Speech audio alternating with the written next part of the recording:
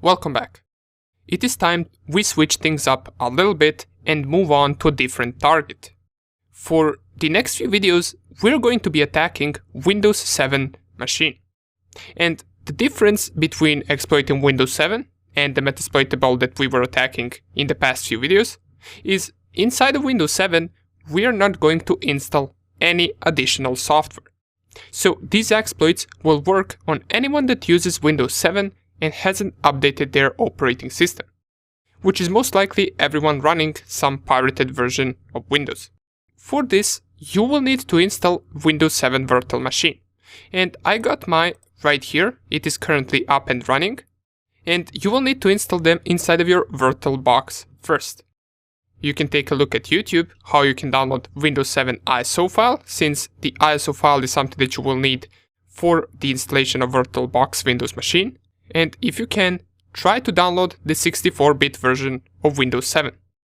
Once you get the ISO file, the installation process is rather easy.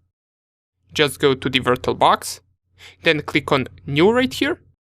You can type in anything you want, you can call it Windows 7. You can select right here which version you got, either 32-bit or 64-bit. And once you select it, click on Next. Let me just see right here, cannot create. This folder already exists. Yeah, this folder already exists because I have already created the Windows 7 machine. But if I call it, for example, Windows 77, just so I can change the name of the virtual machine, click on Next. Here, what you want to do is you want to add at least 2 GB of RAM. Now, in case you don't have 2 GB of RAM, feel free to add 1 GB, but in that case, I'm not sure whether it will work, since I haven't really tried it.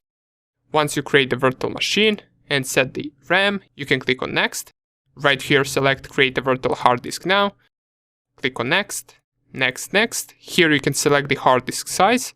You don't need to go too much, you can just choose something like 20 to 30 GB, click on Create, and your virtual machine will be right here. Once you do all of that, there are just a few more settings that you need to set up. So just go right here onto the settings.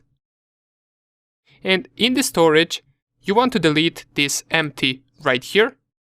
And under the controller, you want to add the Windows ISO file.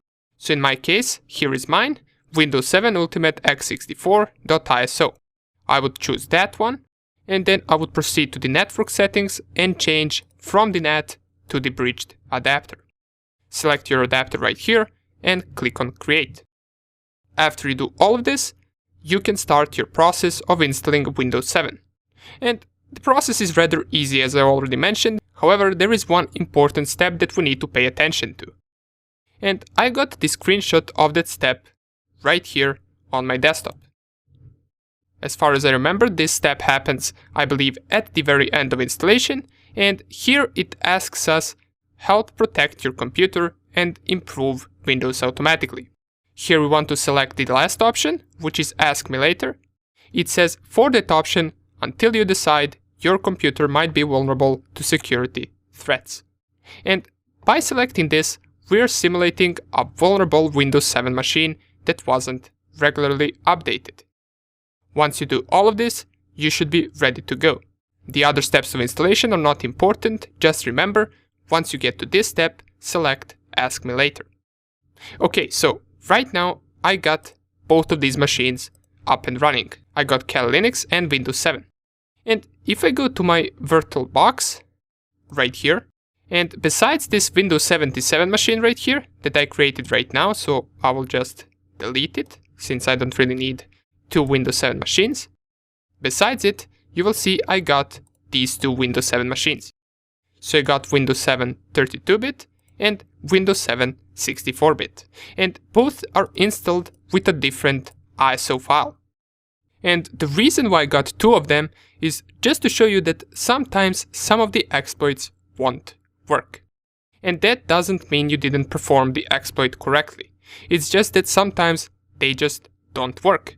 Whether it is due to architecture or some Windows update, it doesn't matter. Just you will see that, for example, some of the exploits will work on this version of Windows 7, but on this one, it will not work. Now, there is also one thing that we must do on the target machine before we actually attack it. So once you install Windows 7 and you have it up and running, go to it, and from the desktop you want to type Control Panel. And in the Control Panel, we want to disable the firewall. The reason we do that is because the attack that we're going to perform targets port 445, which is by default open on Windows machines. However, it is also by default being filtered by a firewall that is automatically on every time you install a Windows machine.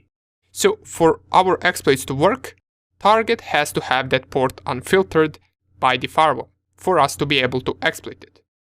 In companies and larger networks, that usually is the case. This port will be open and unfiltered. Why? Well, because it is SMB protocol or server message block protocol.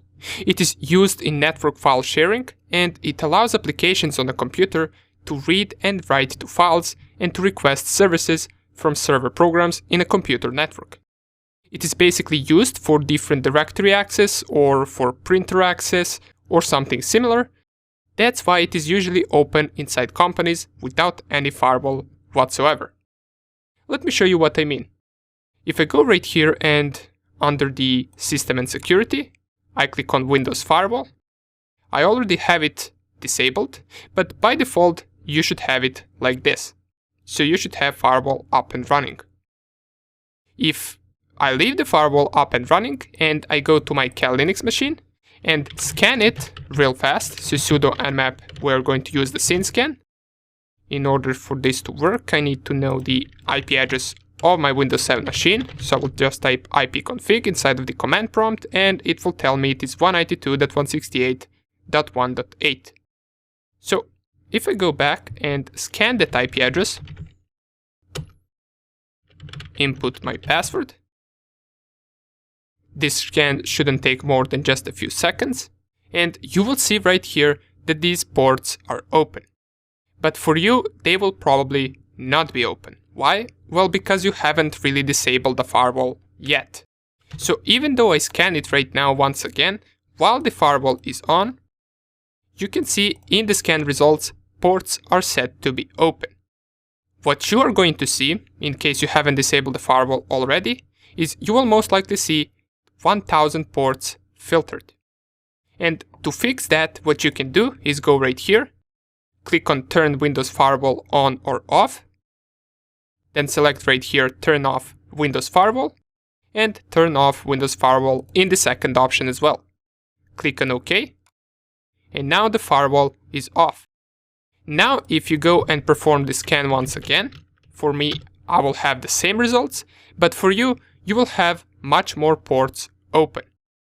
And I also get some ports open that weren't open once the firewall was enabled. Besides all of those ports, you should also see the port 139 being open and the port 445 being open. And those are SMB ports. So the key thing to get from this is go to the Windows and disable the firewall. Once again, Control Panel, System and Security, and then Windows Firewall. After you do all of that, you are ready to go. In the next video, we are going to see how to perform one of the most known recent exploits called Eternal Blue. See you in the next video.